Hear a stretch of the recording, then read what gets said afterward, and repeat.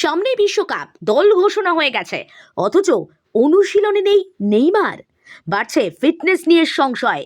বিশ্বকাপে নামার সম্ভাবনা কি ধোঁয়াটে? ব্রাজিলের শিবিরে নতুন দুশ্চিন্তা। প্রথম অনুশীলনে দেখা গেল না নেইমারকে। তার জেরে শুরু ফিটনেস নিয়ে জল্পনা। ব্রাজিল ফুটবল ফেডারেশনের বক্তব্য, ডান পায়ে আঘাতের জায়গায় পরীক্ষা চলছে, তাই তারকা ফরওয়ার্ড প্র্যাকটিসে যোগ দেননি। ইতিমধ্যেই একাধিক মেডিকেল টেস্ট করানো হয়েছে।